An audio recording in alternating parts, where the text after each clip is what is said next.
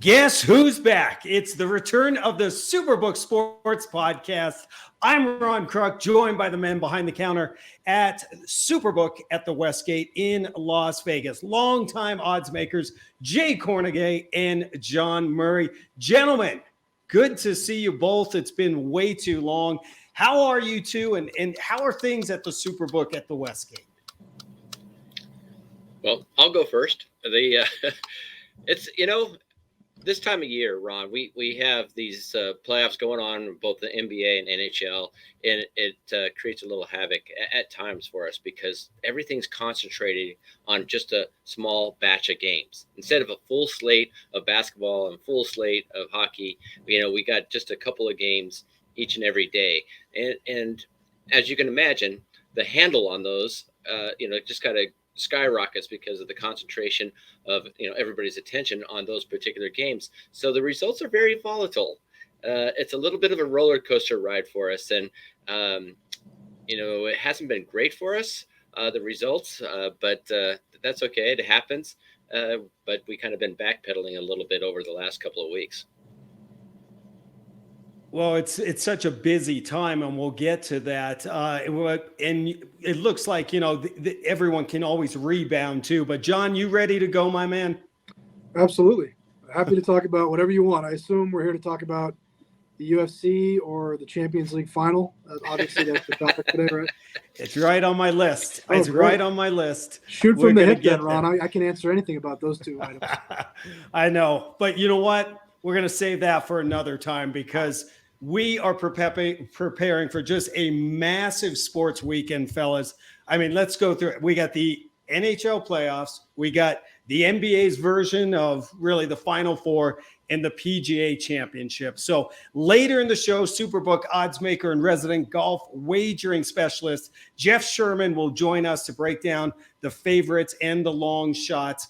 But guys, not surprisingly, and I know you're excited about this, John, the NFL continues to grab year-round headlines when they recently announced the 2022 schedule for the 103rd season of the National Football League. And right now at superbook.com and on the SuperBook app, you can bet anything and everything on the NFL, from single games to total wins for the year to who is going to win Super Bowl 57 next February. It's all there, and that's why Jay alluded to this is a very busy time of year for SuperBook. So, guys, let's begin with just some notable season win totals. Lines, of course, courtesy of superbook.com and the SuperBook app. As we look at some future totals in our specific state regions, the Broncos are up to 10 wins now that they have Russell Wilson.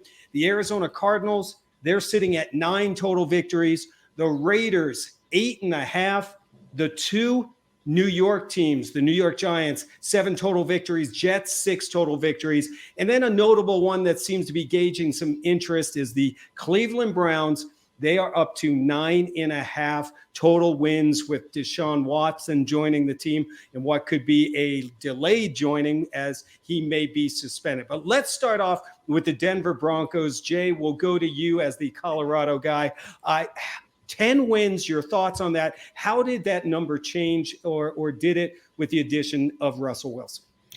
Well, that's a very important point, Ron, as we looked over the over-under season wins for the Broncos over the last few years, and they've always been hovering around 7, 7.5, 8 at the most. They get this blockbuster trade going on, and they land Russell Wilson, and now they bump him up to 10 wins. Now, we all know how strong the AFC West is going to be, and they, it's by far the best division. But if you look at the Broncos schedule, they have a couple of weak spots, and I think that's going to be the key for the Broncos. They got the Jets, they got the Texans, they got the Jaguars, and they're going to have to take care of business in those games because those divisional games are going to be very, very tough. And I wouldn't be surprised if everybody in the AFC West in those divisional games are right around 500.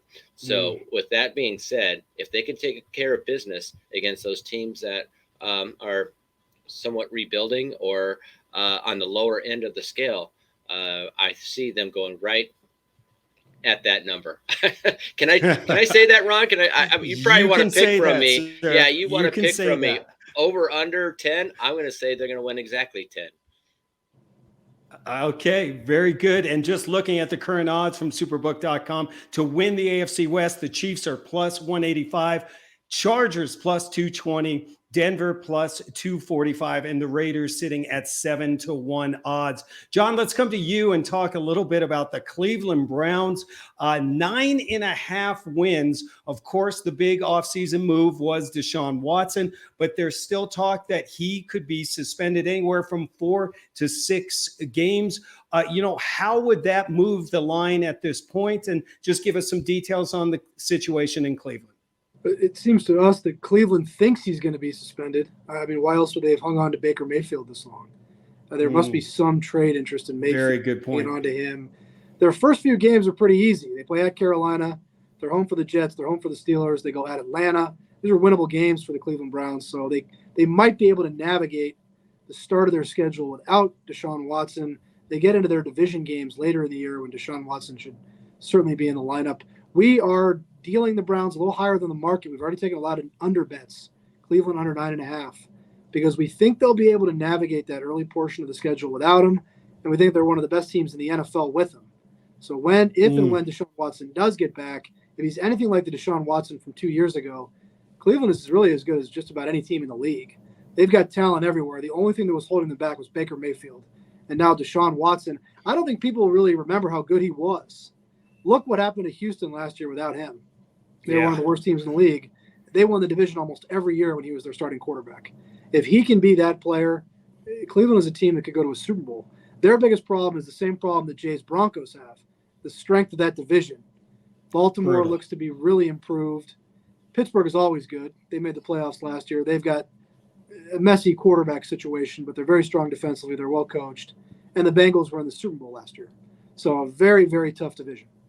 Yeah, and proving your point, John, current odds at superbook.com right now to win the North, Cleveland at plus 190. The Bengals, after the Super Bowl run, are at 2-1, and so are the Ravens. I mean, another tough division. And then Pittsburgh comes in behind at 14-1 odds. Just how busy have these two guys been at the Westgate? Well, let me tell you, every NFL game of the season is up from preseason game number 1 to the final week of the regular season. You can literally bet on every game, including the big one, the Jets versus the Seahawks in week 18. And John, we're going to come to you to break that one down. Sure. Okay, maybe we'll wait on that. That would have been a piece of cake for me, Ron. I got like 7 bullet points on that game. Nothing. And just in the interest of time, we're going to move on just because of that. But let's hit on a couple of key games, the marquee games, guys, really, in week 1. You got the Thursday night NFL kickoff game, the defending Super Bowl champs, the Rams, taking on one of the favorites to win Super Bowl 57, the Bills. That line currently at superbook.com is a pick'em. And so why don't we go to you, John, since you passed on that Jets-Seahawks game. Give us some thoughts on the opening Thursday night kickoff game. Well, we had a lot of conversation about that game. I think Buffalo should be favored in that game. There was some disagreement in the room when the schedule came out. We actually opened at the Rams 1. We're at pick'em now. I feel strongly that Buffalo is the best team in the NFL. That doesn't mean they're going to win the Super Bowl. But I don't think the Rams were the best team in the NFL last year, and they won the Super Bowl last year. But I do think the Bills are the best team in the league. I don't know what kind of a home field advantage the Rams are going to really enjoy in that game. My feeling is the Bills Mafia will be all over SoFi Stadium that whole week probably, and certainly the night of that game. I think we're going to end up beating the Rams, which is kind of funny when you talk about the defending Super Bowl champions at home, and I think the public's going to come in on the other side. And I think we'll probably need the dog there, but great job by the NFL. They gave us a fantastic opening night game. I think the best team in the league, maybe the best quarterback in the league, right up there with Mahomes and Rodgers, is Josh Allen, and they're on the road against Super Bowl champs. So that's going to be a great game. Yeah, that's a great way to kick off the season. There's no doubt about it. Jay, the Monday night game before Russell Wilson went from Seattle to Denver was was not even going to be on the radar, but now it is. Russell Wilson returns to Seattle as the Broncos take on the Seahawks. Current line from SuperBook.com and the SuperBook app. Denver -4 on the road. Wow, that blows my mind a little bit. If you would look back at last season when Drew Lock was leading this team, or Teddy Bridgewater, but it makes sense now. Your thoughts on the Monday night matchup? Well, I didn't realize the NFL had a sense of humor. I guess they do. Well, with this schedule, I agree with that Bills-Rams game. I think it's just going to be a terrific game. Really, almost looking forward to that one. But we did have a disagreement on that game, and we had a disagreement on the Broncos-Seahawks line as well.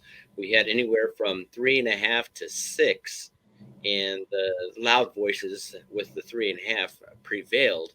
But here we are looking at 4, some 4.5s already. So it's already creeping up, and I would expect that the SuperBook is going to need the Seahawks in that game. The Seahawks just don't have that much coming back right now. They're truly in the rebuild mode. They're going to see what they're going to get out of Locke. I'm not sure how much that's going to be, but the Broncos, traveling to Seattle on the first Monday night Never game, easy. It's going. Yeah, I mean, the Broncos and the Seahawks. Remember, used to be in the same division, and they always struggled up there in Seattle.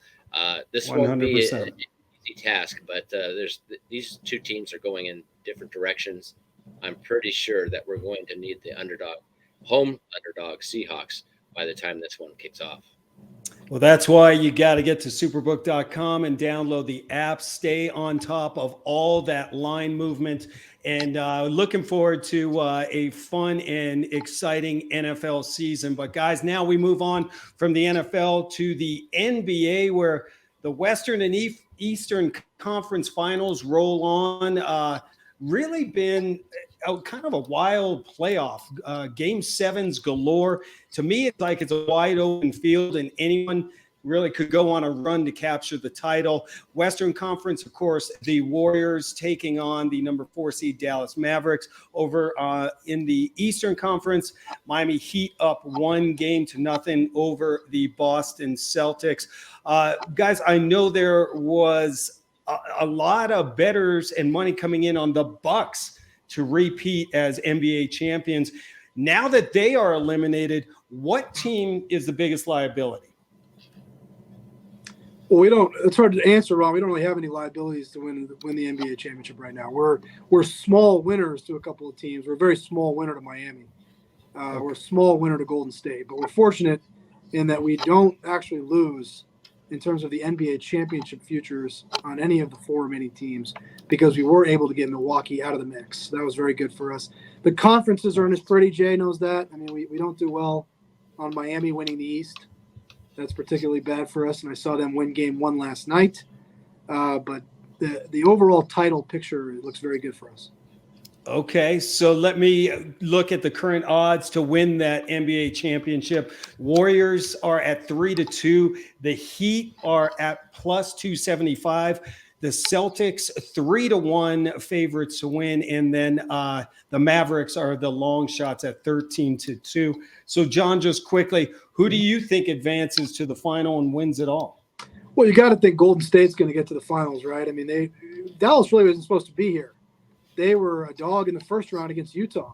I don't know what happened on Sunday night in Phoenix. By the time I got home and I turned on my TV and I could hear them talking over my head, and I heard 57-27. And I thought to myself, that can't be right. I actually grabbed my phone to look at the app to see what the score really was. I have no clue how that could have ever happened to the Phoenix Suns. If you had asked me on the show last week, I would have expected Phoenix to be in the finals, probably against Milwaukee. So I don't know if you really want my take on this, but right now, I still think Boston is better than Miami. I think Boston can rally and win the Eastern Conference Series. I think they will. But I got to go with Golden State right now, because I don't think that Dallas can really beat them in a 7-game series. Yeah, great stuff. Epic collapse from Phoenix, no doubt about it. Well, let's move from the hardwood to the ice. NHL playoffs in full swing. Still 8 teams battling it out to capture Lord Stanley's Cup, Western Conference semis. You got the Avalanche and the Blues going at it. Flames versus Oilers in a cool Canada matchup. Over in the Eastern Conference, the Panthers are down 1 to the Lightning, and the Hurricanes and Rangers are set to go underway. Jay, we'll come over to you. You know, the Panthers captured the President's Trophy, 58 wins, 122 points during the season. Is Florida your biggest liability? Yes, they are, by a ways, actually. So we got the number 1 team going into the playoffs with the highest liability, but that's okay because we know winning that President's Trophy is probably not the best thing for you. As we've seen so many of those top teams go down, and especially in recent years. I believe the Avs had that last year. They had the President's Trophy. So looking at it, I mean, we're pretty much set on the Eastern Conference. The Stanley Cup, we have the highest liability on the Panthers, but we look pretty good on the favorites, the Avs. So the Avs look like the best road for us right now. I'm looking at the numbers as we speak here. And the Avs, I think, are only positive note on the Western Conference as we look to take a hit on anybody else but Colorado there. But as far as the Cup, outside the Panthers, we look good on the rest of the team. So we're looking forward. I don't really see anybody beating the Avs, and until the final. Then it's kind of a toss-up because I think that Eastern Conference is very strong. This will be obviously a big test for the Avs against St. Louis, but I don't think the Oilers or the Flames can really match up to what the Blues are going to give the Avs. And then the other side of the coin, I mean, the Lightning just took care of business, man. They really did. They look strong again, but I think the Hurricanes actually could probably give them a run. And I'm not going to discount the Panthers. But to speak on the bookmaker side of things, we look pretty good, Ron, except for those Panthers for the Stanley Cup. All right, so we know who the guys in Vegas are going to be rooting against. Quickly, the odds to win the Stanley Cup, as Jay said, the Avs are the short favorite at plus 160. They went down from plus 190 after getting the win. Florida, guys, plus 560 is what you guys have them at now. They were plus 350 until they got destroyed by Tampa in that first game. Calgary and Carolina come in at 6-1. And then the Lightning, always dangerous as they take out the Panthers in that first game. They're at 5-1. Jay, we saw a lot of movement. They went down from 8-1 odds to 5-1 odds. So, I mean, typically just after one game, that's a lot of movement, isn't it? It is just after one game, but they did look pretty impressive. And the two-time defending champions, and the Panthers. I don't think this is going to be a walk by any means. This thing is probably going to go 6 or 7 games, like most of these series. Outside maybe, the Avs. I think the Blues are going to win a couple of games in that series, but there's no doubt in my mind the Avs are going to be able to advance and probably get to the final. The other one, the Rangers Hurricanes, which was a series a matchup that not a lot of people are talking about, but we saw the Rangers just get by the Penguins, but the Hurricanes have been strong each and every over the last couple of months anyway. They've been very, very strong. So I would expect the Hurricanes to advance against the Lightning, and then there'll probably be a toss up there. But again, the only thing that we're concerned about at this point in time are the President Trophy winners, Florida Panthers. Well, there you go. And this is a perfect time to get to superbook.com. Download the app. They have some great odds boosts and promotions going for both the NHL and NBA playoffs. And make sure you are following us on social media at SuperBook Sports. Guys, John, thank you. If we don't see you before then, we got to wish Liverpool good luck. I know they've got a big one coming up. They need a win and a loss by Manchester City. So I know you're going to be keeping an eye on that one, my man. I will be. Don't forget, they are playing for the Premier League this weekend. The Champions League final is next weekend. So there's a lot going on here. But I appreciate that, Ron. Thank you. Absolutely. And thanks for keeping me straight with, the Premier League. I need some help in that world. Sure. John, great job. We'll talk to you soon. And now we're going to turn our attention to the second major golf tournament of the season. Time now to turn our attention to the second major golf tournament of the season when the PGA Championship blows into Southern Hills in Tulsa, Oklahoma. And to break it all down, we now welcome in SuperBook oddsmaker and resident golf wagering specialist, Jeff Sherman. Jeff, welcome back. Lots of intrigue going into the PGA Championship. Tiger is back playing. Defending champion Phil Mickelson, who is healthy, is not playing.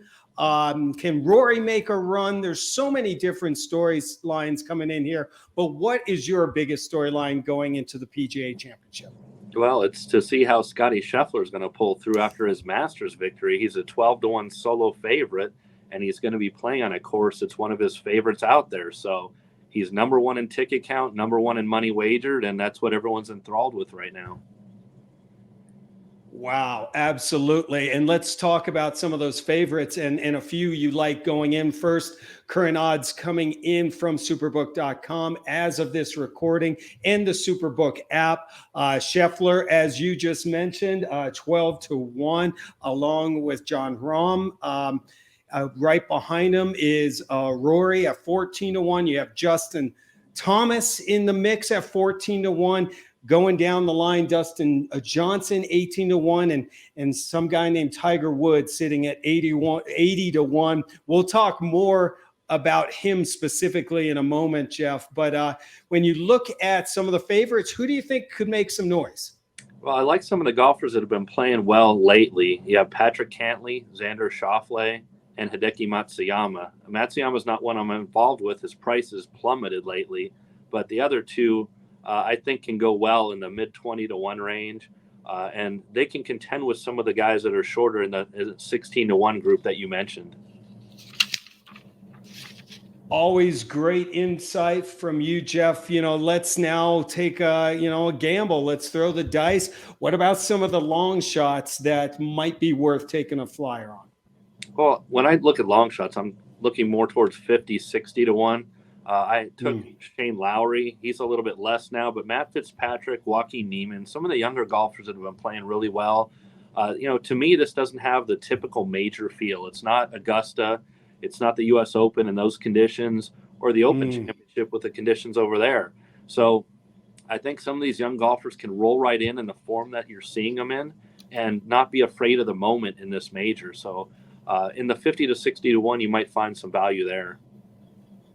Good stuff. Yeah, it seems like with the championship, if someone comes out of nowhere every year. I mean, Phil Mickelson really wasn't on anyone's radar last year. Am I correct? Yeah, no doubt. He was a solid result for the house, and he ended up closing off at 250-1. Wow. Amazing. Well, as usual, all eyes will be on Tiger Woods, who says his leg is getting stronger as he recovers from that horrible car accident. So many wagers, Jeff, that fans can place on Tiger at superbook.com and the SuperBook app. Just a few of them to make the cut at minus 120. 7-1 odds to finish top 10. 15-1 odds to finish top 5. And 80-1 odds to win outright. Any props or wagers that stand out to you? Well, his 80-1 outright, he represents our largest liability at SuperBook. So that's one we need to avoid. But we're getting a lot of two-way action on the cut price, just as we did at Augusta.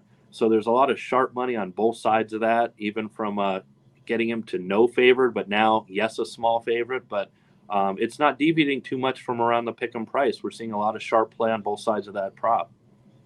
Okay, well, not often that people are rooting against him, but I know who will be rooting against Tiger. Jay, let's get you involved as you look at some of those numbers that we went through with the favorites and the underdogs, long shots.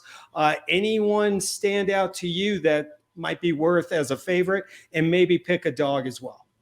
Well, I was just listening to Jeff there, the expert, and we had our PGA draft last night, and I picked Cantlay and Joaquin Niemann, and Jeff mentioned both of those. So I'm like, I'm feeling pretty good right now. And I think Niemann is also interesting because he's a little bit of a longer price.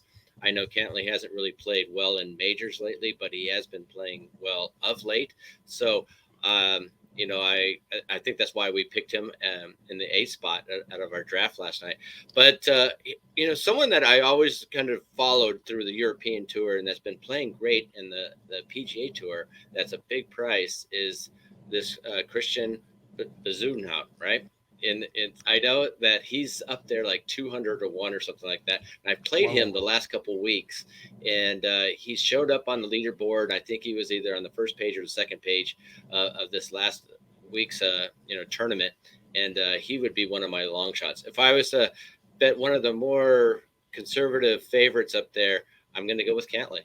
I think that I know, like I said, he hasn't played that well in majors lately, but he's certainly been playing well of late. Yeah, for sure. Someone to keep an eye on. Great stuff, Jay. We appreciate it. And Jeff, we always appreciate your insight as you come on and break down some golf for us. Before we let you go, any final thoughts on the PGA Championship? Well, it's going to be intriguing, like you mentioned, about seeing how Tiger goes. But I'm most interested in to see Scheffler's response after his Masters win. And like I mentioned, he's number one in tickets, number one in money. So he'll be someone that we need to avoid this week. Very good. Yeah, I'm trying to remember who picked him for the Masters. I don't know. Some guy did. I don't recall. Me either. Why don't we move on? Jeff, thank you for your time. Jay, as we're wrapping up, I just want to give you the opportunity for any final thoughts as you are preparing for a crazy busy sports weekend. Yeah, no, we're just getting through these playoffs. Have been a challenge for us, like I said earlier. So hopefully we get some of these games going in our way, and I think they will. It's not. I kind of kid and I stress about it. Not really. I just we take it as they come, and we know some of these things will go our way here in the future. I know it will, and it seems to always, it's just a roller coaster ride. You're up and you're down. So we will see how it all plays out, my friend. Make sure that you are following us, though, on social media at SuperBook Sports for all the latest. Get to superbook.com, sign up today, download the app, and get in the game. All states SuperBook is live in, including now Tennessee. They're offering some great sign-up bonuses and some odds boosts on several different sports. Jay, thank you for the time. And Jeff, we'll talk to you soon. Thanks, Ron. You bet. All right. That's going to do it for another episode of the SuperBook Sports Podcast. For our VP of Marketing, Kristen Mackey, our producers, Jeremiah Crow, Mike Rigg, always keeping it real, Mike, social media manager, John Hoagland, and for my partners in the desert, Jay Kornegay, John Murray, and Jeff Sherman, I'm Ron Kruk. Enjoy a massive weekend of sports, everyone.